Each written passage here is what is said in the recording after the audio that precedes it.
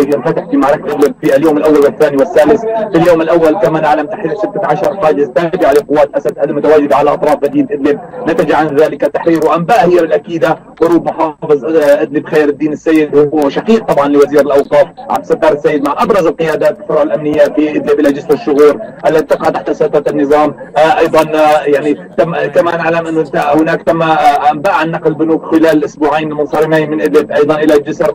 أيضا اليوم الثاني تمكنت كتائب الثوار من تحرير عدة حواجز الجامعة والمداجن، وأيضا الطريق الواصل بين بلدتي توعى ومدينة إدلب، أيضا سكنت المقبرة ومعامل الزيت. لليوم الثالث أيضا يستمر التحرير في تحرير عدة سكنات وعدة حواجز متقدمة للنظام، معمل الإسمنت وحواجز أخرى. يعني الحواجز التي تتساقط تلقائيا بأيدي الثوار نتيجة الهمة والمعنويات العالية للثوار. اقتحام بالأسلحة الخفيفة والثقيلة والمتوسطة هي عمليات البطولة الآن تجري في إدلب. يعني كما صرح لنا أحد المسؤولين استطاع مجموعة كبيرة من الثوار التسلل إلى داخل المدينة في ليلة أمس.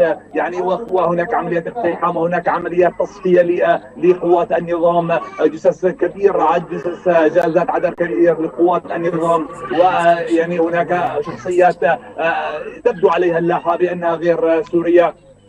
ويستمر كما ذكرت لك التحرير على أكثر من نقطة في مدينة إدلب. الآن الثوار هم على بعد 100 متر أو أقل من وصولا إلى دوار المحراب ووصولا إلى المربع الأمني في مدينة إدلب، استهداف كافة أسلحة ثقيلة.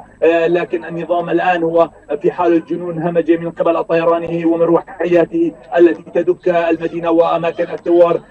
منذ بداية اليوم الأول إلى هذا اليوم لم يهدأ الطيران ولو للحظة واحدة، إضافة لصواريخ سكود التي تطلق من دمشق وأيضا الصواريخ التي تطلق من طرطوس. يعني جميع حسب المعلومات جميع الطيران المروحي لا يلقي إلا البراميل السامة بأماكن الثوار طبعا على أطراف مدينة إدلب لمنعهم من التقدم باتجاه المدينة. يعني النظام في حالة تخبط وحالة هلع من تقدم الثوار وجيش الفتح الذي مستعدين طبعا ان شاء الله لتحرير مدينه ادلب. لا نريد ان نستبق الاحداث، لا نريد ان نتسرع في ذكر النتائج. ربما ساعات قليله، ربما ايام ستشهد تحرير مدينه ادلب بالكامل ان شاء الله. يعني المعنويات عاليه، الامام مرفوعه ان شاء الله الى تحرير ادلب بشكل كامل من قوات النظام. طبعا الفصائل الاخرى المرابطه على اكثر من جهه تقوم بواجبها في استهداف الحواجز كمعمل القرميد، جبل الأربعين المصفومة، عدة حواجز في محاولة لإشغالها عن تقدم الثوار في مدينة إدلب. يعني هو عمل عسكري موحد ما يسعد الناظر وما يسعد يعني الجميع على آراء أنهم اتحدوا على رأي واحد، هو لإسقاط النظام ولإسقاط مدينة إدلب بتحديد توحد عملي. هذا العمل ناجح، توحد عسكري لجميع كتائب الثوار لتحرير المدينة إن شاء الله. طبعا أخ علاء، هل تؤكد لنا السيطرة الكاملة على شارع 30 بمدينة إدلب؟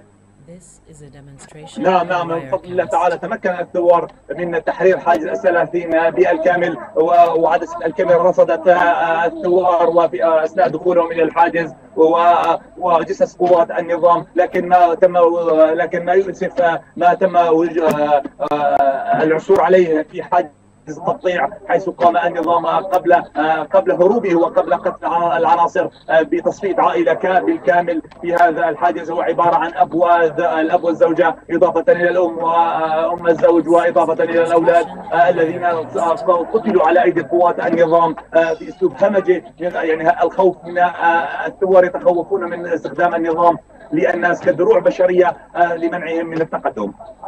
نعم أخ علاء، هل بلدة كفريا الموالية للنظام والتي تقطنها الطائفة الشيعية هل تم محاصرتها من جميع الجهات؟ نعم يعني يذكر ان قريه كفريا تمكنت دورتيا من تحرير عده من تحرير 5 نقاط متقدمه لا نستطيع ذكرها لسلامه الاخوه المرابطين هناك، لكن النظام ينتقم الان من اهل كفريا بسبب منعهم طبعا قيادات كفريا والفوعه منعهم الناس او المقاتلين الشيعه التوجه لمدينه ادلب لمسانده النظام قبل قليل. وحسب المعلومات الوارده من هناك تم قصف قريه كفريا بعده غارات، واحداها يعتقد انها غاره سامه كانتقام منهم بسبب عدم مساندتهم لقوات النظام المحاصره المتواجده في مدينه ادلب ساعات قليله ان شاء الله. ولا نريد ان نتسرع كما ذكرت لك في البدايه، ستعلن ان شاء الله ادلب محرره بالكامل ان شاء الله. اخ علاء، سؤال اخير، هل هناك حالات انشقاق جديده في صفوف ميليشيات الاسد بعد التقدم الكبير للمجاهدين هناك؟ نعم، لم يذكر لحد اللحظة أي انشقاق لقوات النظام في هذا اليوم، لكن يعني بشكل طبيعي أخي يعني أنا هذا رأيي، الانشقاق مرفوض في هذه اللحظة، لأنه أنت الآن تقاتل العدو وجها لوجه. ما نفع الانشقاق وأنت تقتحم حاجز ويقول لك الجندي أنني انشققت عن قوات النظام، لا ذكر لوجود حالات الانشقاق لحد اللحظة. كانت هذه آخر التطورات الميدانية والعسكرية من إدلب مباشرة، زودنا بها الناشط الإعلامي علاء الدين. شكرا جزيلا لك أخ علاء، وبارك الله في جهودك أنت وجميع المجاهدين في إدلب.